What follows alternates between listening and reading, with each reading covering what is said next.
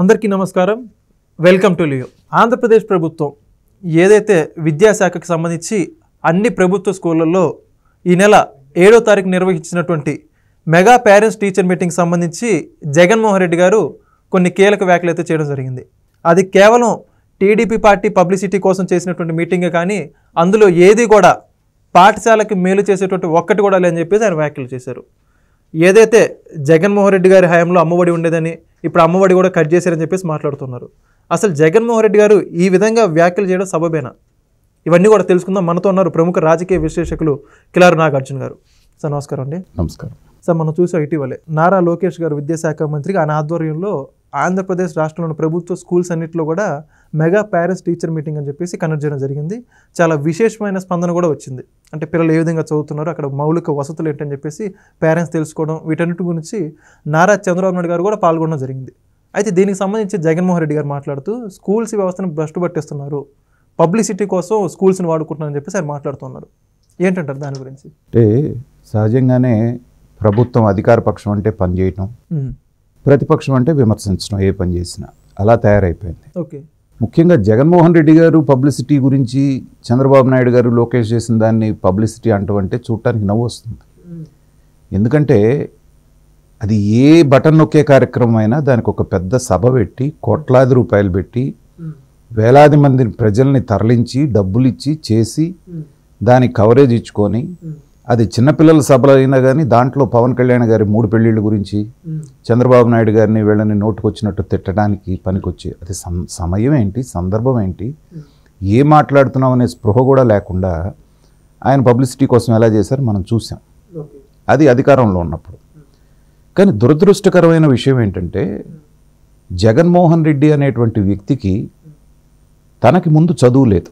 Number 1, 10th class వరకు చదివినట్టుగా అక్కడ మనకి హైదరాబాద్ పబ్లిక్ స్కూల్లో ఒక రికార్డు కనపడుతుంది. కానీ ఇంటర్మీడియట్లో నేను ఫస్ట్ క్లాస్ స్టూడెంట్, డిగ్రీలో ఫస్ట్ క్లాస్ స్టూడెంట్ అని అసెంబ్లీలో గొంతు దించుకొని అరిస్తే ఏ కాలేజీలో చదివావు బాబు అంటే ఇంతవరకు సమాధానం లేదు ఆయన వైపు నుంచి కానీ ఆయన అనుయాయుల వైపు నుంచి కానీ.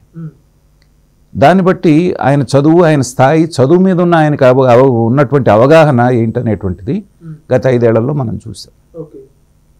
ఆయన దృష్టిలో స్కూలు విద్య అంటే ఏంటంటే పిల్లలకి డ్రెస్ కొనిచ్చి, షూ కొనిచ్చి, మధ్యాహ్న భోజనంలో చిక్కీ పెట్టి, గుడ్డు పెట్టి, ఆ తర్వాత స్కూలు భవనాలకు అన్నిటికీ కూడా టైల్స్ వేయించి, కొత్తగా పెయింట్లు వేయించి, దానికి అవసరమైతే తన పార్టీ రంగులు వేసుకొని, తర్వాత ఆ కాంట్రాక్టులు కూడా తన పార్టీ వాళ్ళకి ఇచ్చుకొని వాళ్ళకి దోచిపెట్టడం.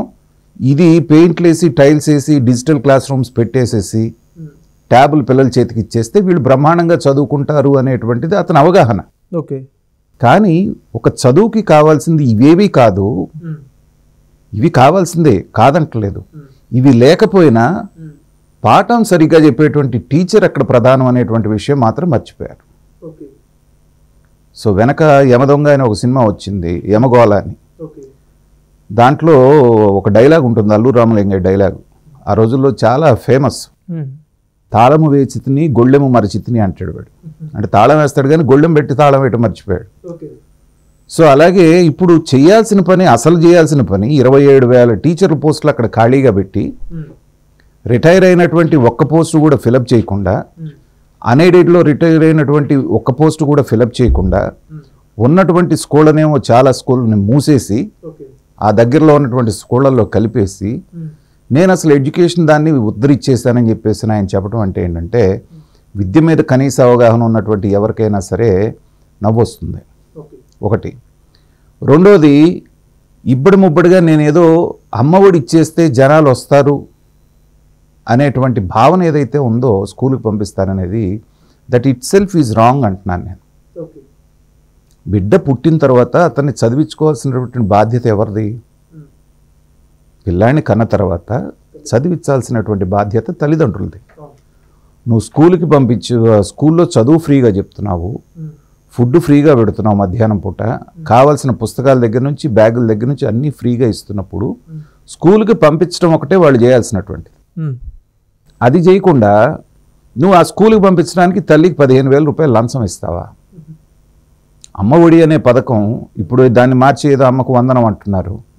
దాన్ని విమర్శించడానికి చాలామంది ధైర్యం చేయట్లేదు. ఓకే కానీ నా దృష్టిలో అది చాలా దండగా మారిన పథకం అంటాను నేను. ఓకే పిల్లాడిని స్కూల్కి పంపించడానికి 15,000 తల్లకి లంచం ఇవ్వటం ఏంటండి? ఆ 15,000 పెట్టి ఏం చేశారు?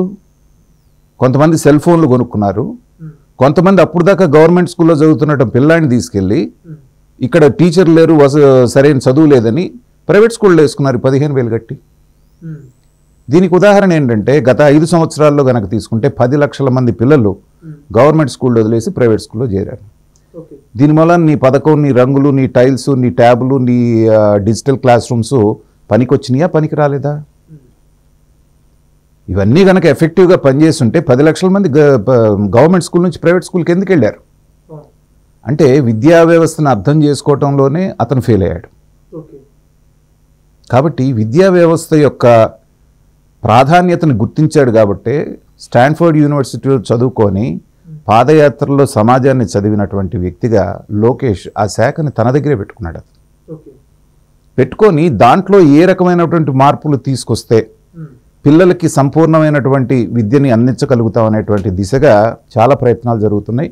అందుకనే డిఎస్సికి సంబంధించి ఫస్ట్ ఫైల్ మీద ఆయన సంతకం పెట్టడం అది తొందరలోనే మనకు సాకారం అవుతుంది. దాదాపు 16,000 పోస్టులు ఫిలప్ చేయడానికి ప్రయత్నం జరుగుతాం. ముందు చదువు చెప్పే టీచర్ ఉంటే గతంలో క్లాస్ రూమ్స్ లేకపోయినా తాటాకు పాకల్లో చెట్టు కింద చదువుకున్నటువంటి వాళ్ళందరూ ఐఏఎస్లు ఐపీఎస్లు అవ్వలేదా? అట్లా 2024లో కూడా అలా పాఠాలు చెప్పమని అన్నాం. కానీ బిల్డింగులకి, రంగులకి, టైల్స్కి ఇచ్చినటువంటి ప్రాధాన్యత చదువు చెప్పే టీచర్లకు ఎందుకు ఇవ్వలేదు అనేటువంటిది నా ప్రశ్న. బికాజ్ నాకు సొంత స్కూల్ ఉంది. సో విద్యా వ్యవస్థ పట్ల ఒక 5 దశాబ్దాలుగా పరిపూర్ణమైనటువంటి అవగాహన ఉంది నాకు చిన్నప్పటి నుంచి. అలాంటి దానికి ముందు చేయాల్సింది వెనక చేయాల్సింది ముందు చేయటం వలన పూర్తిగా భ్రష్టు పట్టిపోయింది. దాన్ని రిపేర్ చేయడానికి ఇవాళ అసలు ఎలా ఉన్నాయి స్కూల్స్, వాటి పరిస్థితి ఏంటి, విద్యా ప్రమాణాలు ఎలా ఉన్నాయి తెలుసుకోవటం కోసంగా ఏదో ఆఫీసర్లు పంపించి చెప్పడం కాకుండా పేరెంట్స్ టీచర్స్ మీటింగ్కి పెట్టి అక్కడ ఉన్నటువంటి స్థానిక నాయకుల్ని పంపించి, పవన్ కళ్యాణ్ గారు కడప జిల్లా వెళ్ళారు, వీళ్ళిద్దరూ బాపట్ల వెళ్ళారు స్కూల్స్ని, అలాగే స్థానిక ప్రజాప్రతినిధులందరూ మిగతా స్కూల్కి వెళ్ళారు. స్వయంగా వాళ్ళు అక్కడ ఉండి టీచర్లను అడిగినంత మాత్రాన మీకు ఫీడ్బ్యాక్ రాకపోవచ్చు. ఆ రోజు ముక్కును బట్టి ఏదో మీ ముందు ప్రదర్శన చేయొచ్చు. కానీ పేరెంట్స్ కూడా అక్కడికి వచ్చినప్పుడు ఏంటంటే సాధక బాధకాలు ఏమున్నాయి అనేటువంటిది అదేదో ఒక స్కూలు 2 స్కూలు కాకుండా రాష్ట్ర వ్యాప్తంగా చేయటం అనేటువంటిది చాలా గొప్ప విషయం. కాబట్టి దాన్ని విమర్శించడం అంటే ఏంటంటే మీ చేతగాంతనాన్ని మీరు బయట పెట్టుకోవటం. కాబట్టి నిదానంగా గాడి తప్పినటువంటి విద్యా వ్యవస్థని ఇవాళ ఇంగ్లీష్ మీడియం మేమే తీసుకొచ్చామని గొప్పగా చెప్పుకుంటున్నారు. వీళ్ళేం తీసుకురాలి ఇంగ్లీష్ మీడియం.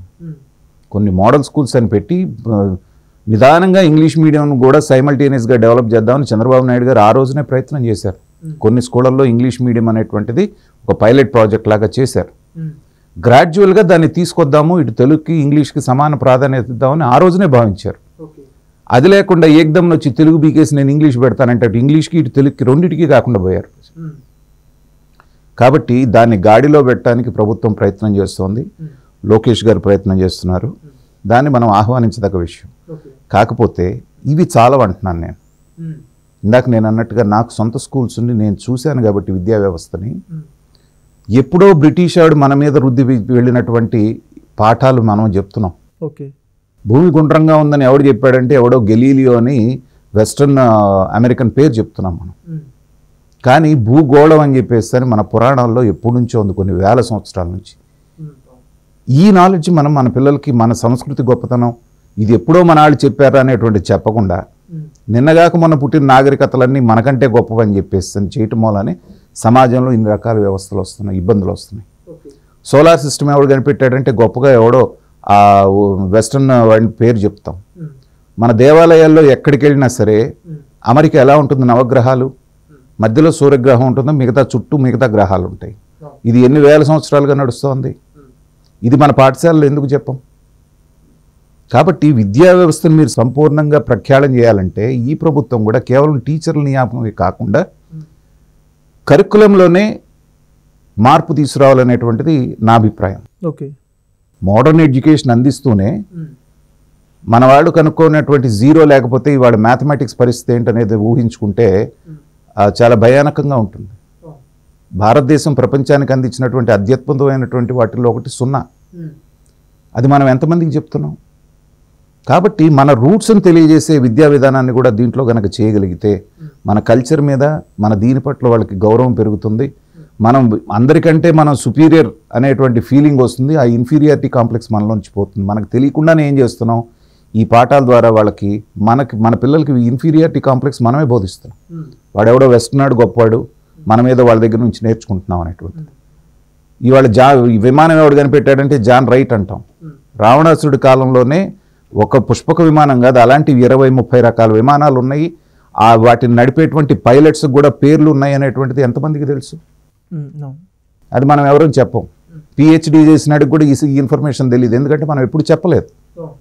కాబట్టి ఆ వైపుగా గవర్నమెంట్ దృష్టి సారించాలని, విలువలతో కూడిన ఎడ్యుకేషన్తో పాటు మన సంస్కృతిని కూడా ఎడ్యుకేషన్ సిస్టంలో ఇచ్చేస్తే ఇప్పుడు సమాజంలో జరిగే చాలా దారుణాలు మనం అరికెట్టే అవకాశం ఉంటుంది. కాబట్టి ముందడుగు వేస్తున్నందుకు మనం స్వాగతిస్తూ, విమర్శించే వాళ్ళు ఎప్పుడు విమర్శిస్తుంటారు, వాళ్ళు మనం పెద్దగా పట్టించుకోవాల్సిన పర్లేదు. ఓకే, చాలా చక్కగా చెప్పారు సార్. థ్యాంక్ యూ, ధన్యవాదాలు.